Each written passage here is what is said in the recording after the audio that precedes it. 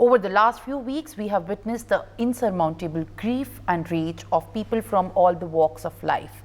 People across the country have taken to the streets to demand the justice for the victim of the spine-chilling Kolkata rape and murder. And still, till date, there are reported and daily incidents of heinous rape and murder that have been committed and also carried out. Amid this entire furore, several others cases have also made to the headlines, whether the sexual assault of two nursery students in Badlapur, the gang rape of a 14-year-old girl in Nagaon, and the rape and the murder of a nurse in Uttarakhand is being talked about. These are all the very recent cases, but the anger over such sexual abuses and incidents should not come down. Amid the outrage, we take a moment to examine how to make sure that such dastardly crimes can be prevented. NewsX has proposed a plan to launch India's largest study into sexual predation. Our proposal has been endorsed and lauded by several eminent people, including the Pradeep Rai, the Minister of State for Health and Family Welfare, West Bengal Governor C.V. Nanda Bose, IMA President R.V. Sokan, Kiran Bedi, former Lieutenant Governor of Puducherry, and Advocate Seema Kushawa, Nirbhaya's lawyer, among many. Now, viewers, let's move on. Pradeep Rai, Supreme Court Senior Advocate, also speaks to NewsX, and we appreciate you joining us on the broadcast in the light of the proposal that has been initiated by NewsX. We welcome you on the broadcast, sir. NewsX has launched this campaign, making an appeal to the IMA, Health Ministry, and of course other organizations of the Health Department, including the ICMR, to conduct India's largest ever psychological study into the minds of the rapist. Would you be willing to extend your support to this campaign?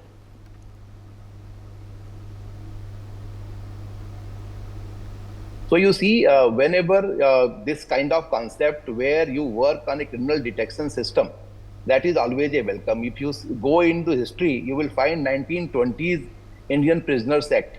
And prior to that, there was a proper system developed for detection of thugs. So there was a huge problem when these thugs were there, and there is a wonderful novel that is the real story written by one British SP. He wrote on the thugs, where in 1939 this book was published, and there it was found that a special detection agency was appointed to identify the criminal mind and psychology of these criminals. And ultimately it was found that they do not feel they are doing anything wrong to the other person. So such a data collection is not a new thing. It has to be collected, it has to be shared, and with all the criminal investigation divisions. But the only issue is that whether India has these kind of systems which can be utilized by the public in the agencies and public in general. This system is not there. And sometimes people may raise the issue of Kutuswamy judgment where Aadhaar and privacy issues comes. But to protection of the society and the larger interest of society, such steps are always welcome. Of course, in the past as well, these studies have also been conducted to specifically understand what goes behind, committing these heinous crimes. Also, in your experience, what has been a case that has shocked you and made you wonder about, the mindset of such a sick criminal and or a sexual predator particularly? You see, I have seen several cases, but sometimes when you see where a mother is killing the children, when you see that the son is killing the father or father is killing the son, these kind of emotions and these kind of relations are sometimes unbearable. At the same time, you observe a story where a kidnapper is holding a child and the child is crying to be with the kidnapper. So this kind of a story also you see. But ultimately, when you go for the scientific investigation, you will find that it stems from the childhood. And when you are a child, at that point of time itself, the emotions which may actually lead to your criminal mind. So this kind of studies has been abroad, and several cases I have seen where I have seen that a old man is being killed. If you are killing for greed or something, that is a different issue. But so many other criminals, they just kill for the fun. This kind of offense has also happened several occasions. So, and even you see how you deal with it. First of all, to create and prepare someone to be the law-abiding citizen.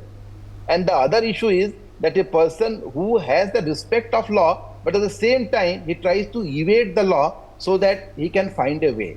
So it is a popular saying nowadays, this crime has become more serious because it is no more limited to the hardcore criminals. It is the educated persons, cyber offenses, and so many other offenses are behavioral problem. So if these issues are there, then we have to deal with it. And recently, you have seen in Calcutta, no human being can do this. Even animals will not do it. So this kind of incident, even in past, we have seen it actually shocks everyone. And we have seen so many offenses where within the family, such offenses have happened. So it's really very painful. And this kind of system, if you read the brain and brain mapping, anthropological study, at the same time, if you work on some scientific investigation, you will find that these data will absolutely be helpful for the investigating agency. And steps taken by the NewsX is really a welcome step. I appreciate it that they are doing something which is generally oversighted by the news channels and mainstream media. I really welcome your this step, and this kind of awareness is really necessary in the society. At the same time, government should also be sensitive to observe the suggestions extended by NewsX. Mr. Rai, of course, there are, when we trace it down to the original source of where the illness comes from, there is, of course, a big loophole in the behavioral counseling that needs to be done from the very formative years of, upbringing. But do you also think if there was such a study and patterns that have emerged in the findings, it is going to help the find and the culprit and simplify the entire process of the counseling? Because if such a study is being put in place, it is going to also have the solutions proposed or also identify, the areas where usually the counseling, the conversation, the dialogue doesn't happen, in a bit to easily reform these minds who are predominantly pretty sick and sad. You see, even if you have, suppose if you have a brain mapping, if you have the behavioral mapping, if you have the previous criminal history, obviously it helps, because when you are going to zero in on certain criminals by the area or by the specific behavior, at that point of time, these data are really helpful. But first of all, we have to develop those systems. Still today, we do not get proper forensic labs. Now the new act has allowed the private agencies also to provide the forensic investigations. Otherwise, if you send a phone record, a phone data to any forensic lab, it takes around 6 to 7 months, 8 months if it is there is urgency, otherwise years. Even if a document has to be verified, minimum 9 to 10 months. So this kind of investigation actually do not help. Ultimately, we have to invite private sectors also in this kind of investigation, and we have to keep the experts. We have to recognize the services extended by those private agencies also. Of course, but do you also think, Mr. Rai, that a sexual predator study could help in creating a pre-facto awareness in the rape cases? This is very important because when you have made a point that private entities should also be roped in. But when we talk about the impact and essentially the use of such, deep dive studies, do you think this is a result that it is going to also help in such cases? You see, behavioral science, obviously, when you come to know that this is the specific behavior of such and such person, such person's indulgence into other offenses, because this new act says that you can keep the data of a person even when he is discharged from the offense, because the possibility is there that a person of such behavior may indulge into the same behavior again. So ultimately, this kind of investigation, this kind of behavior is actually going to help each and every wing of investigation, because a person, when he commits the offense, there are several other aspects of that offense. He is not just simply going and committing the crime which is in the news. Prior to that, his mens rea, his criminal intent, thereafter how he proceeds, what kind of behavior he does, how he enters to the place, how he executes the offense. So all these behavioral sciences, if you can calculate the data, if you can collect the data, then it will be really helpful. And most certainly, sir. What do you also think that can be the challenges, in conducting such a comprehensive study, there are of course many challenges also at different stages. This is not a very secluded and independent study. It has to be conducted through a vast population, and more specifically through a vast section of people who have been predominantly sick in terms of conditioning.